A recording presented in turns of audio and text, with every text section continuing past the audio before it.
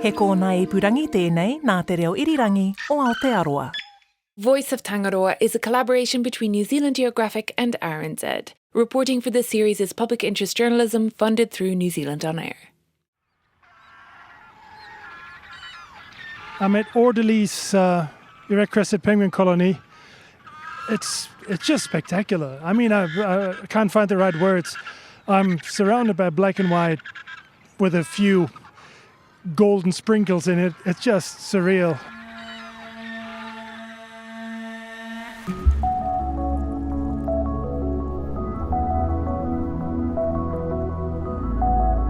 Kia ora anō, welcome back to Voice of Tangaroa. Ko Claire Kincannon tēnei, producer and presenter of RNZ's Our Changing World. And for today's episode, I'm joined by a member of the New Zealand Geographic team, James Frankham. Kia ora. Hello. Yes, I'm the publisher and director of New Zealand Geographic, but sometimes I get let out of the office. And you've got a story for us. That's right. It's a tale of the wild Southern Ocean, remote rocky islands, high-tech equipment, tens of thousands of penguins, and one big mystery to solve.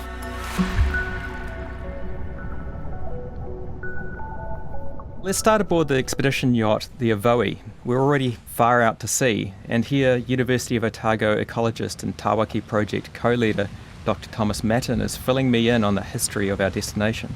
Well, the Bounties were discovered by one William Bligh, and they were named after the boat that is very well known for the mutiny on the Bounty. And he described them as just barren rocks that were covered in snow. So Captain Bligh came across the islands in September 1788. The infamous mutiny happened about 7 months afterwards. And when you look at his logbooks, you can see he doubted his original snow assessment, suggesting maybe it was patches of white marble instead. But it's actually seabird guano. But unlike the islands off South America, for example, where the guano just builds up and becomes this sought-after fertilizer, it never has a chance to do that on the Bounties because of the sheer exposure to the wind and the sea. So instead, the guano is sort of polished into every crack and every crevice in the rock, and it forms this ice rink-like surface that when it's wet, it gets really slippery. This is the key characteristic of the Bounty Islands. It might not have soil, trees, plants, well, except for a little patch of Cook's scurvy grass. But what it does have is birds, squillions of birds, including Thomas's favourite kind, penguins. There are 18 penguin species on this planet, and only 4 of them are rated endangered. Of these 4 endangered species, 2 are endemic to the New Zealand region. New Zealand is a bit of a penguin hotspot. 13 of the 18 species have been recorded here. 9 breed in our territory, including those 2 endangered ones, the hoiho, or yellow-eyed penguin, and the Tāwaki narahi, the erect-crested penguin. And we know very little about erect-crested penguins. In fact, apart from a few surveys that counted them or tried to count them and just descriptive stuff, what they look like, we know nothing about these.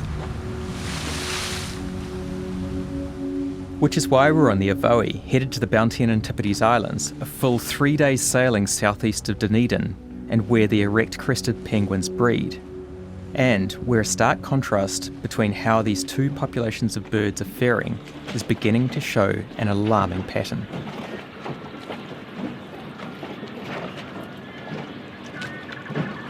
When you arrive at the Bounty Islands, everything sort of hits you at once.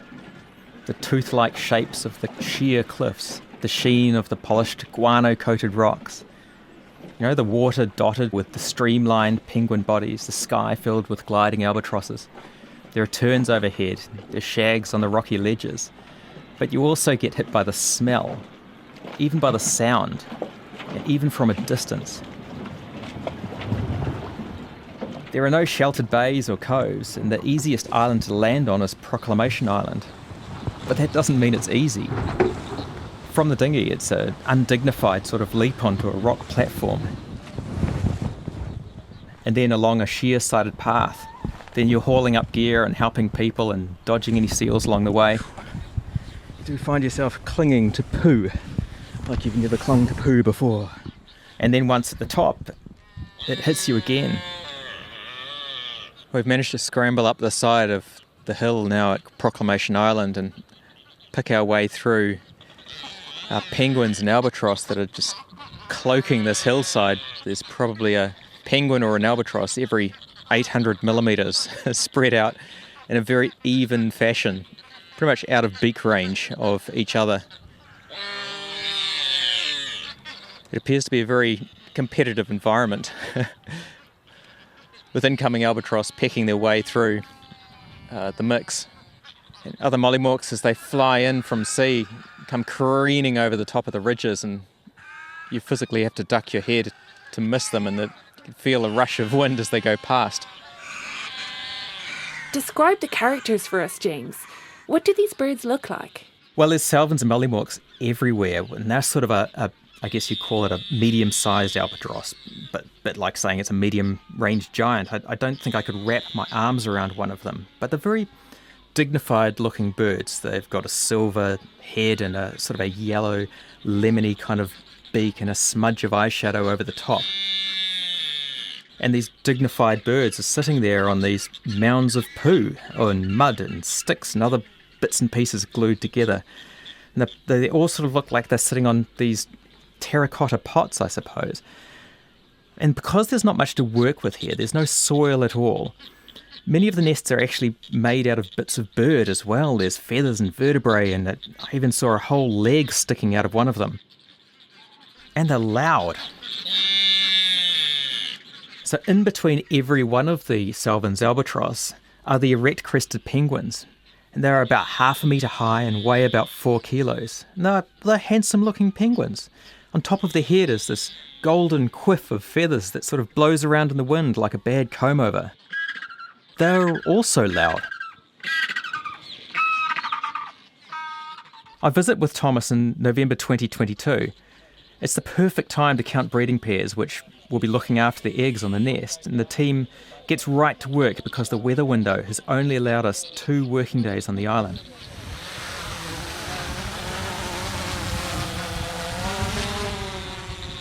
So we've got a couple of drones that are flying pre-programmed missions along grid lines so that we get photogrammetry data for all the different islands.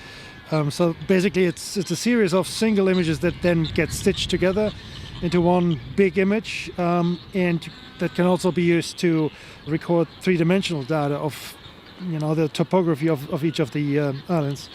The thing that is a bit difficult is that we've got so many albatross in there, so we have to be very careful not to interfere with those guys while they're zooming around. So we're generally flying about 20 meters above the albatross layer, so to speak. So they've got to watch out for the albatrosses, and obviously weather can disrupt drone flying. But there are a lot of advantages too. Yeah, from this vantage point on top of Proclamation Island, the team can fly drones out over each one of the 22 rock stacks and islands that make up the Bounties group. And they capture incredible detail. Every little rock shows up. This giant photograph is made out of 700, 800, up to 1,000 individual images that are, 20 megapixels each. You've got a very high resolution photograph of each island, and you can zoom into centimeter levels, which allows us to count each and every bird, penguin, albatross, even fulmar prions on this image. So we get a very accurate census and count of all the birds on the Bounty Islands. The birds were manually counted from these images, a total of 27,800 breeding pairs. And this is the first important piece of information, an accurate and reproducible assessment of how many penguins there are, because counts in the past have varied wildly. Yeah, I spoke with Thomas about this on his latest expedition to the Bounty Islands in January. The earliest assessments of the bounties, I'm pretty convinced now they were way off. There was in the late 1970s when there was an expedition here that looked at the albatross, and on the site they counted a few penguins in an area and then extrapolated the nest density to the entire archipelago, and they came up with 115,000 breeding pairs. And if you look around, we're looking at an island group that currently holds 28,000 breeding pairs. Now try to imagine where would the other almost 100,000 breeding pairs go. There's just no room for it. But it's the problem if you extrapolate from a tiny area to a large area, you've got this massive error in it. But the problem is this number entered the official records. So when the first scientific, properly done ground count was done here, and they only found around 30,000 breeding pairs. It meant you had this one data point from the 1970s, which with 115,000, and 20 years later it was down to 30,000, which means, okay, this population is on its way out. But I think the plot thickens, and they were just way off back then. Because I visited later in the summer, you can hear extra layers of sound going on. Big, fluffy albatross chicks on the chimney pot nests that make this weird, almost creepy clacking sound as you go past. And penguin chicks cheeping anytime an adult comes near, in the hopes they might get fed. This is what's called the postguard phase. As University of Otago ecologist and the other Tawaki project co-leader, Dr. Ursula Ellenberg, explains. Penguins, when they hatch, they can't thermoregulate, so they get quite cold when there's not an adult sitting on them, and that's what we call guard stage. There's always an adult on the chick to guard it. And postguard means when they're big enough, they're big and fluffy and can look after themselves, start to make friends with neighboring chicks, form little creches, and then they don't need to be guarded by an adult anymore, hence postguard. They go and look after themselves while both adults go out and find some food for them, because these chicks, they grow fast and they want a lot to eat. Whereas a guard stage chick is quite little and doesn't need a lot of food, just regularly. So one partner can happily supply enough food for a chick. But now it's all hands on deck to keep those chicks fed. Now that I look around, I can see what you mean about the creches. There's like little groups of chicks and only a few chubby adults around, but way more chicks than adults. Yeah. And they take their chances, like they'll approach any adult that passes by and hope for a feed and bag and back. And sometimes they can sneak a meal like that. So you got to be really careful as an adult who you're feeding. We've got a perfect day, sunny with light winds. But the weather forecast tells us there's a storm coming, which means the team has just 6 hours on the island to get a whole bunch of things done. One of which is replacing the trail cameras they put out across the island more than a year ago. Try again with a fresh set of cameras to get the same data, and then hopefully compare the attendance patterns at the colony between those 2 years, whether there are differences or whether they are the same. I mean, usually crested penguins are very accurate. They use day length to determine when they start breeding. So we would expect that the penguins do the same thing year in, year out. But we already see that the birds here are about 3 to 4 weeks later than the ones on the Antipodes. So the day length, I don't know, maybe there are different factors at play. So hopefully the time-lapse camera data will give us some further clues what's happening here. These cameras take a picture every hour during daylight, which means a lot of pictures. But Thomas uses a citizen science platform called Penguin Watch. He'll upload the images and volunteers will go through and annotate the pictures. I mean, we probably will be looking at about, 100,000 images altogether. The last time when we uploaded data to that platform, it was about 25,000, so a quarter of that. And that was analyzed within 2.5 hours. Yeah. That's amazing. Yeah, there's so many people that just, if they want to pass time, they count penguins. As Thomas swaps out the trail cameras, 2 teams are busy elsewhere on the island, satellite tagging birds. Here's Robin Long. So putting the satellite device on, I'm starting by putting on a template, fitting the template on the bird's back nicely along her spine so that it's central and it doesn't disturb her drag when she's swimming in the water. And then we have this special teaser tape all the way from Germany, which gets stickier when it's wet. So we're able to lift up a little layer of feathers with a nail file and slip the tape underneath. And we do that with about 6 or 7 pieces of overlapping tape, and then put the device on the feathers and we wrap the tape back over the top of it, and that holds it pretty securely. And you identified and went for a very specific bird. Can you tell me why that was?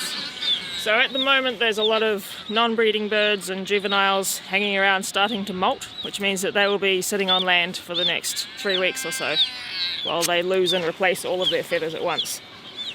So if we were to put a device on one of those birds, we would get a very accurate GPS fix for that point on Proclamation Island, which doesn't really tell us anything about where the birds are feeding prior to the molt, which is what we're trying to find out. So this bird, I saw that she was feeding her chick, and that means that she's going to keep going out for short foraging trips, like for a day or maybe several days, coming back to feed her chick. And then once the chick fledges, she'll probably go on a slightly longer trip to fatten up so that she can then come back and molt. And that's what we want to study. That pre-molt fattening trip is what you'd really like to learn about. Exactly, yes. So at the moment we don't know where they go for that trip. And when you say she goes to fatten up, this is because the molting process takes a couple of weeks and she won't be able to feed at that time? Yeah, and also it's a hugely energy costly thing to do, to replace all of your feathers. Imagine if you replaced all your skin and your hair, and to be equivalent, probably some of your organs as well, all at the same time. That would really take a huge amount of energy. So they want to put on as much weight as possible before doing that. The penguin is also microchipped and a blood sample is collected before Dave Houston releases her back where she was scooped up. She's just shuffled onto a rock and kind of shook it off, shook the whole experience off. Hopefully not the device though. No, the device looks stuck. Sitting beside her chick. See, the aerial kind of goes the same line down her tail. Yep, and when she's flat in the water sitting at the surface, the aerial will be sticking up nicely to catch the satellites going over. The team also collects swab samples from both albatrosses and penguins to screen for any viruses, but there are no visible signs that anything is wrong. So on the Bounty Islands, the birds look healthy, and with the latest count numbers, it also looks like the population has held steadily, at least since the mid-1990s. Yeah, but it's a different story on the Antipodes Islands. On the Antipodes, we've got some very clear and reliable evidence that the penguin numbers have been dropping significantly, not only since the 70s, but throughout the 90s and 2000s.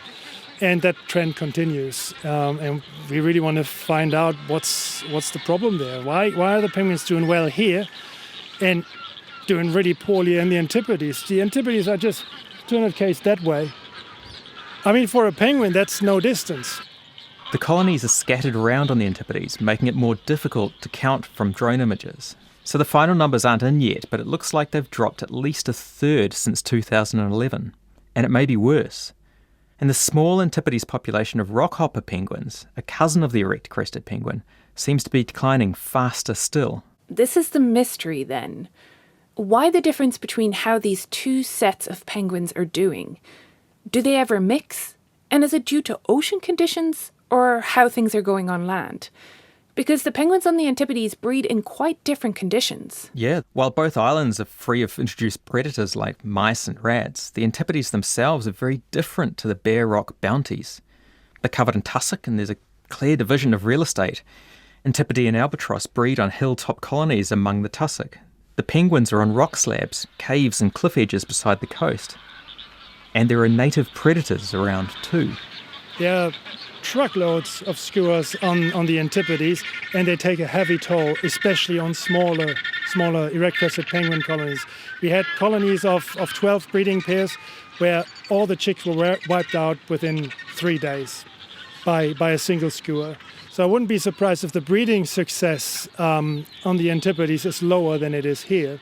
The other thing is, on the Antipodes we've got topsoil, and depending on rainfall, we have landslides and landslips. And particularly in 2014, a huge series of landslips devastated many of the penguin colonies, which means that some of the larger colonies were fragmented into smaller colonies, which made them more susceptible to skua attacks. But the landslips themselves aren't the only reason. It's never just one reason. It's never that easy. because since then not many landslips happened, and the penguin numbers are still going down according to the data we have so far. Because these penguins hadn't been studied before, Thomas ended up with more questions than answers after the first season, like that difference in breeding time, which was a complete surprise. But they're beginning to get some clues as to what's going on. For starters, genetic analysis of the blood samples shows that these penguins don't really mix. Which means there's no gene flow between those two islands. So we're looking at two separate populations that don't exchange.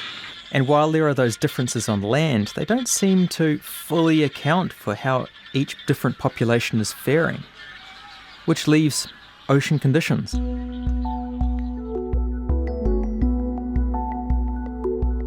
The team stayed at the Antipodes for several weeks both years, and that allowed them to attach some GPS dive loggers and cameras onto some birds. And these tags are different to the ones that Robin was attaching earlier, right? Yeah, these dive loggers give a picture of what's happening in the penguins' daily search for food. They give really detailed information. And they show a bit of a north-south island divide. Those penguins on the north side tend to go north, don't dive as deep, and they forage during the day. But the south-siders stayed at sea overnight and dove deeper for food. What was really missing from the camera footage, though, was big swarms of krill that Thomas had seen during his work with other penguin species. Now, they weren't able to deploy these loggers at the Bounties for a comparison there because you can't stay on the islands, but they did attach those satellite tags Robin was talking about for the pre-molt feed-up study on 10 birds from both islands, and they came back with some astonishing results. Oh yeah, I've seen this data. It's really striking. Yeah, Thomas suspected that these feed-up trips would differ, but didn't expect such a pronounced difference. When you look at the map of the satellite fixes of the birds, it's like chalk and cheese. Yeah, the Antipodes penguins are travelling to find food in all kinds of directions, except north. The massive loop lines tracing their trails are like big, wild child scribbles. One heads off almost 1,500 kilometres away from the island, and others travel between 400 and 500 kilometres away and cover big areas. Yeah, the Bounty penguins, they're a whole different kettle of fish. 8 out of 10 of them did exactly the same thing. Headed east and stayed in the same spot about 300 kilometres from the islands. So, do you know what the theories are as to why? Well, it's possible that there's an area of concentrated productivity in the east and northeast of the Bounties. It might be related to the Bounty Trough, which is a deep ocean canyon that separates the Bounty Plateau and the Chatham Rise, and to different bodies of water mixing in this area which caused nutrients to come up and surface and trigger the whole cascade of life from phytoplankton upwards.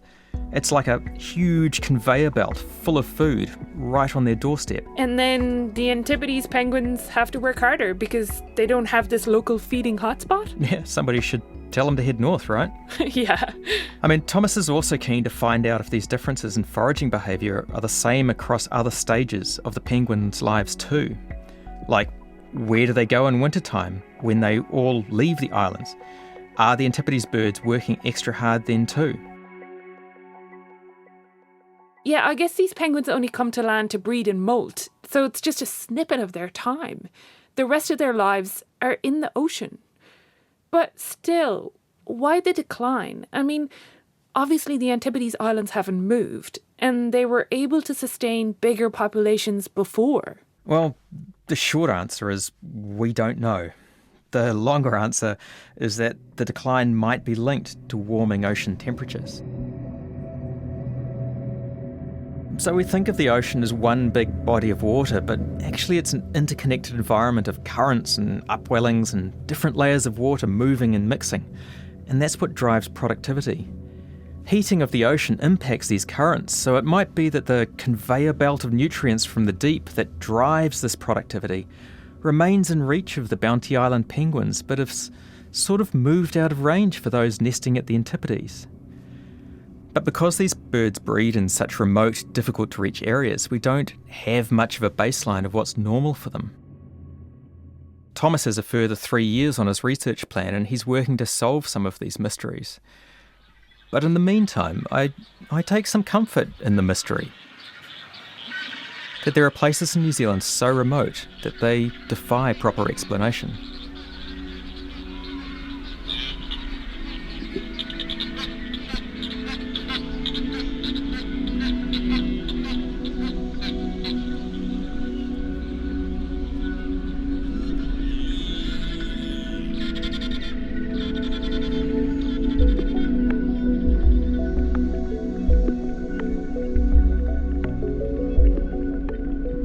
That was James Frankham, Director of New Zealand Geographic.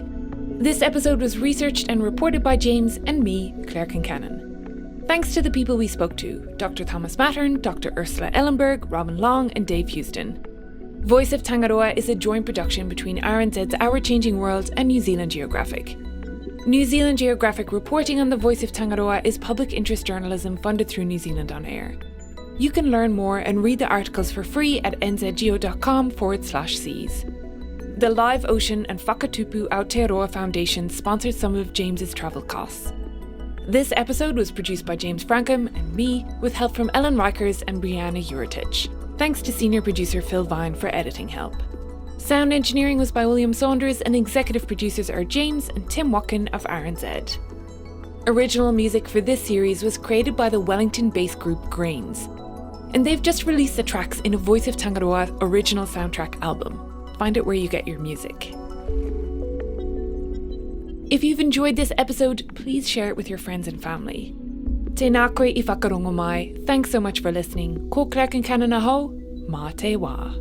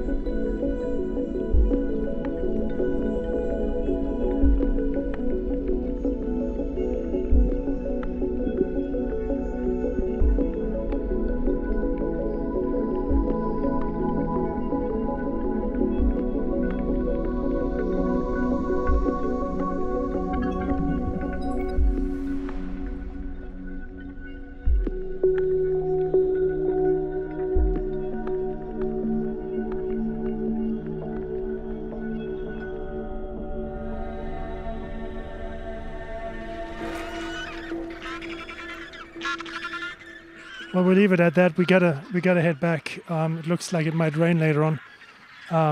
So these somewhat outrageous calls just now is because there's a skua just walking around between the penguins, and the penguins are like